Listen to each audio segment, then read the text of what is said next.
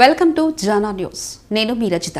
SC రిజర్వేషన్ల వర్గీకరణకు వ్యతిరేకంగా సుప్రీంకోర్టు ఇచ్చిన తీర్పుకు నిరసనగా ఈ రోజు ఢిల్లీలో వందలాది దళిత సంఘాల ఆధ్వర్యంలో జరుగుతున్న భారీ బహిరంగ సభకు మద్దతుగా ఎస్సీ వర్గీకరణ వ్యతిరేక పోరాట సమితి రంగారెడ్డి జిల్లా అధ్యక్షులు బేరా బాలకిషన్ ఆధ్వర్యంలో వందలాది మంది మాలా సంఘాల నాయకులు సరూర్ నగర్ తహసీల్దార్ కార్యాలయంకు భారీ ప్రదర్శనగా వచ్చి కార్యాలయం ఎదుట ఆందోళన నిర్వహించారు.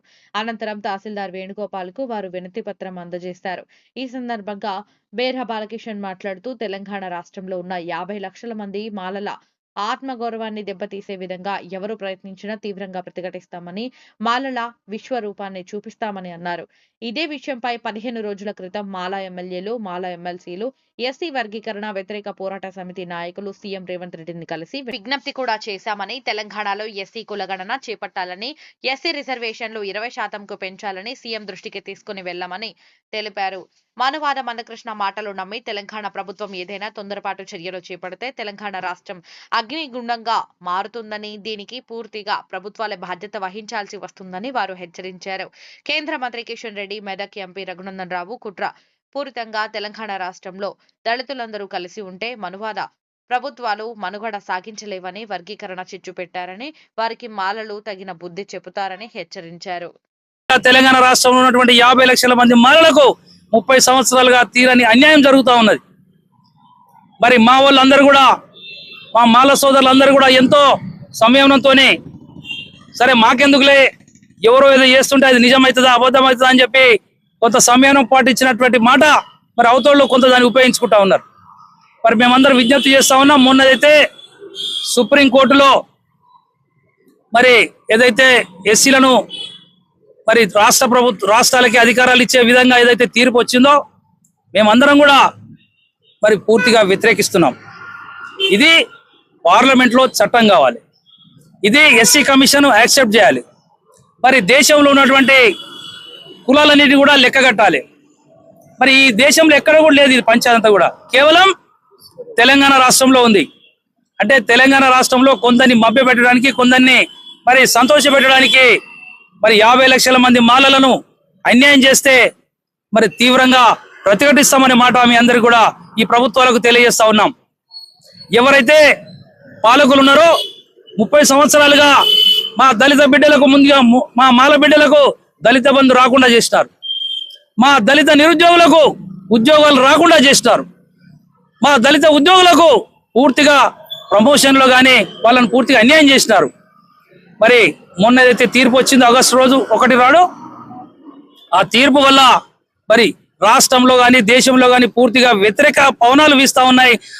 అన్ని దళిత సంఘాలు, ముఖ్యంగా మా మాయావతి గారు, మా నాయకురాలు మాయావతి గారు కూడా పూర్తిగా దీన్ని వ్యతిరేకిస్తా ఉన్నారు. మాయావతి గారే కాదు, రామ్ విలాస్ పాస్వాన్ గారి తమ్ముడు, అదేవిధంగా అనేక దళిత నాయకులందరూ కూడా వ్యతిరేకిస్తా ఉన్నారు. మరి ఇవన్నీ కూడా ప్రభుత్వాలు దృష్టిలో పెట్టుకోవాలి, ఇవన్నీ కూడా ప్రభుత్వాలు కూడా ఆలోచించాలి. మరి ఈ రాష్ట్రంలో, తెలంగాణ రాష్ట్రంలో అసలు ఎస్సీలలో ఎంతమంది ఎవరెవరు ఉన్నారో కులగణన చేయాలి. మరి మాలలు ఎంతమంది ఉన్నారు, మాదిగలు ఎంతమంది ఉన్నారు, రెల్లీలు ఎంతమంది ఉన్నారు, బ్యాగరోళ్ళు ఎంతమంది ఉన్నారు, బయలులు ఎంతమంది ఉన్నారు, మరి బుడుగ సంఘాలు ఎంతమంది ఉన్నారో లెక్కలు తీయాలి.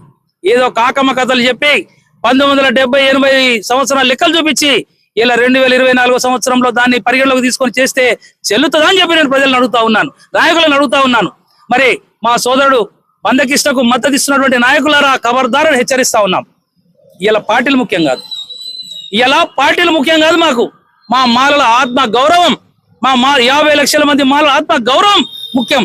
దానికోసం మేము అందరం కూడా వీళ్ళందరం కూడా ఇలా సరూనగర్ మండల ఆఫీస్ దగ్గర, సరూనగర్ ఎంఆర్ఓ ఆఫీస్ ముందు మరి నిరసన ధర్నా చేస్తా ఉన్నాం.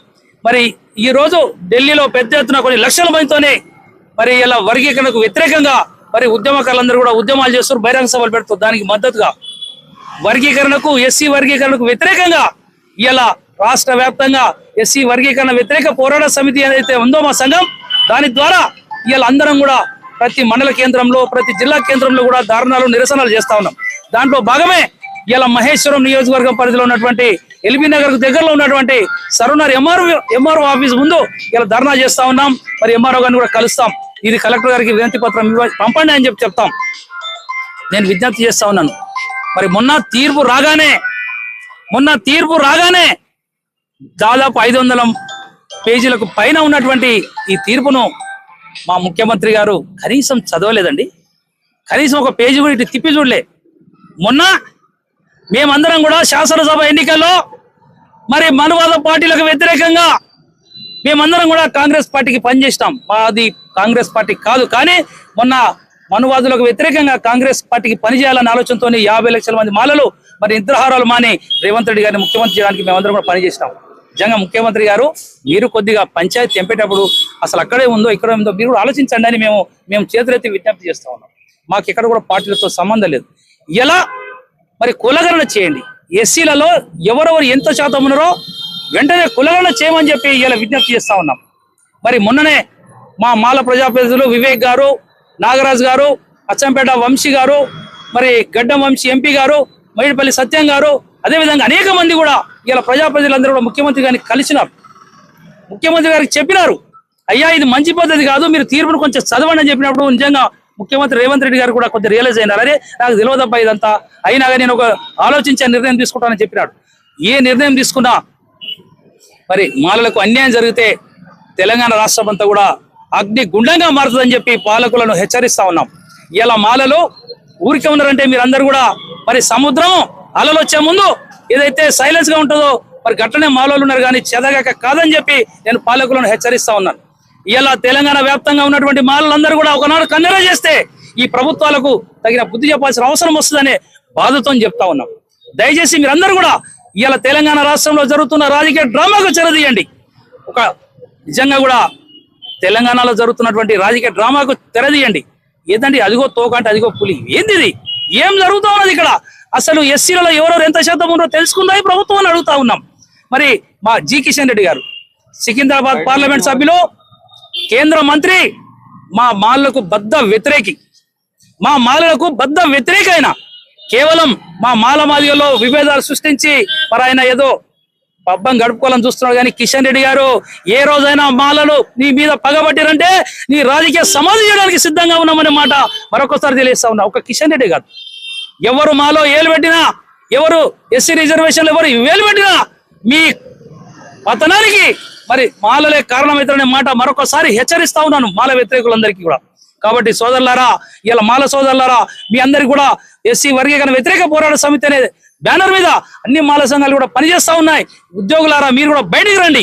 మాల నిరుద్యోగులారా మీ ఉద్యోగాల కోసం పోరాడుతున్నాం, మీరంతా బయటికి రండి తప్పకుండా. మరి మీ వెనక ఎస్సీ వర్గీకరణ